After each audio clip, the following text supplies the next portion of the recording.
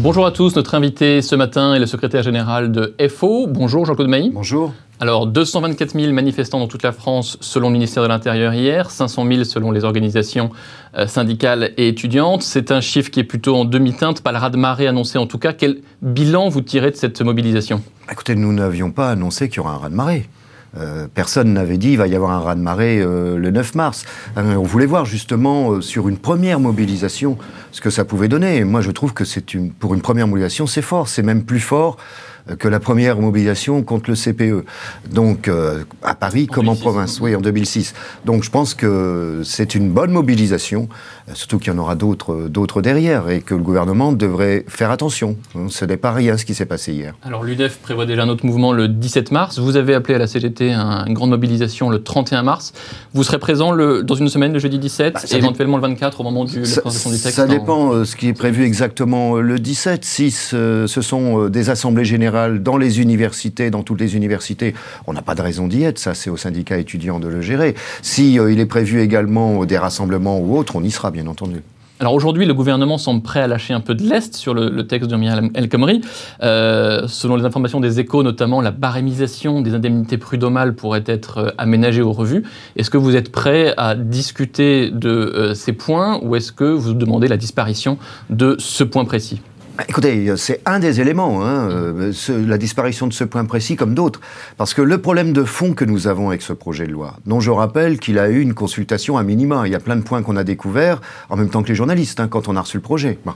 On a un problème de fond, et je l'ai dit au Premier ministre, c'est sur la logique même de ce projet de loi, qui introduit une rupture dans la manière dont nous négocions dans notre pays. En voulant, à l'instar d'autres pays, décentraliser la négociation collective, on remet en cause la négociation dans les branches au niveau national. Et ça, c'est la conséquence, comme ça s'est passé dans d'autres pays, je pense à l'Espagne, au Portugal, c'est un effondrement du nombre de salariés couverts par des conventions collectives.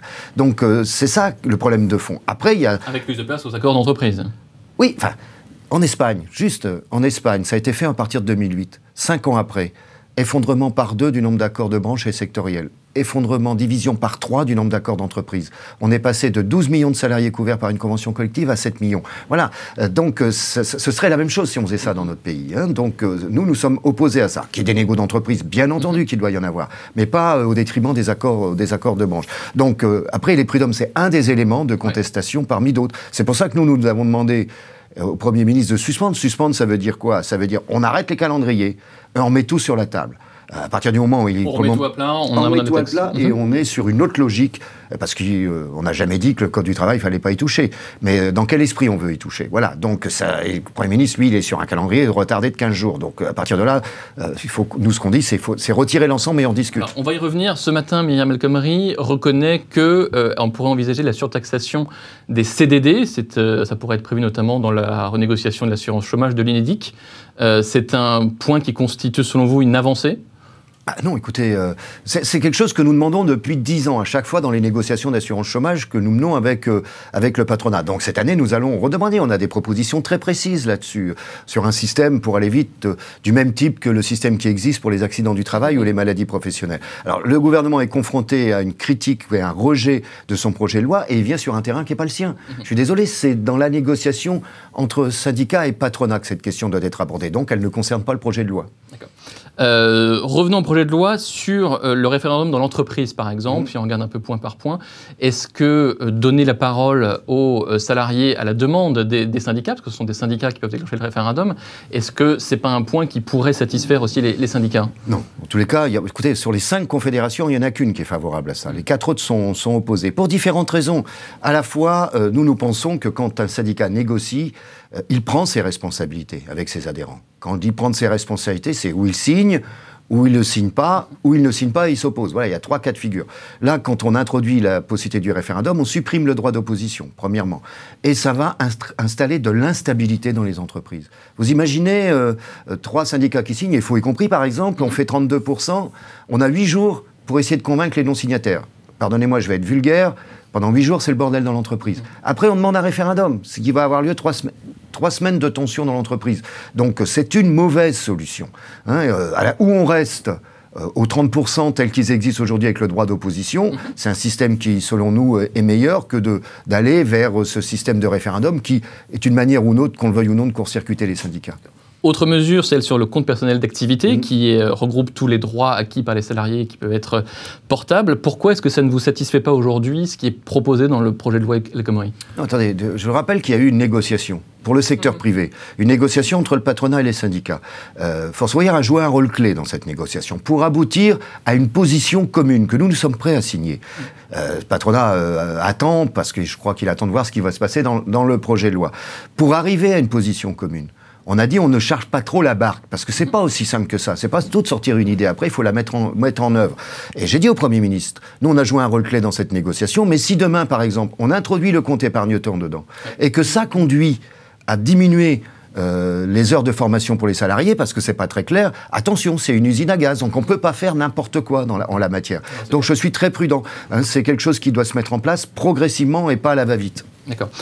De manière générale, beaucoup de spécialistes considèrent que notre Code du travail, il est un peu complexe, trop complexe, assez illisible et qui protège mal du coup les salariés. Alors comment est-ce qu'on fait pour le moderniser? Quelles sont les propositions que vous aimeriez mettre sur la table? Écoutez, ce que nous avons dit d'abord, qu'on veuille simplifier le Code du travail. Il n'y a aucun problème là-dessus, on est prêt à discuter.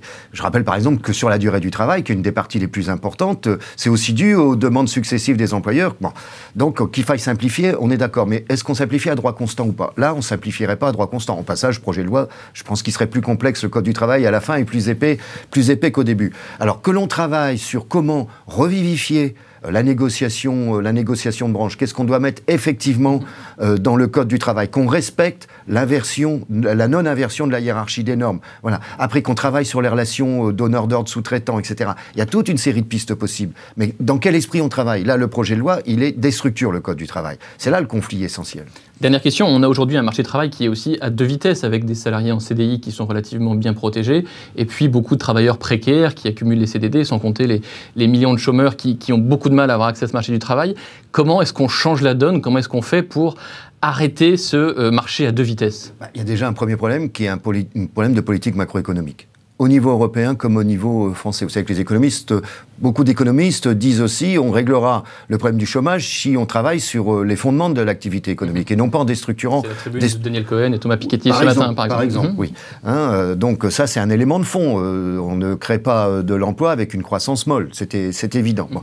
Ensuite, l'une des pistes par rapport à la précarité, et notamment par rapport au développement de CDD très courts. C'est ça la nouveauté ces dernières années. C'est là que nous, on dit dans la négociation avec le patronat, il faut surtaxer une cotisation plus élevée avec un bonus-malus. L'entreprise, si vous prenez un secteur d'activité avec une moyenne de recours au CDD, ceux qui sont au-dessus doivent payer plus cher les cotisations d'assurance chômage, ceux qui sont en dessous doivent avoir un bonus. Voilà. Je pense que mais il faut que ce soit assez suffisant pour que ça change. C'est pas seulement une question financière, que ça change le comportement des entreprises. Et ça, c'est un élément clé. Alors, il y a deux choses essentielles, il y en a d'autres, mais une politique macroéconomique, soutien plus fort à la croissance, avec l'innovation, la recherche, etc.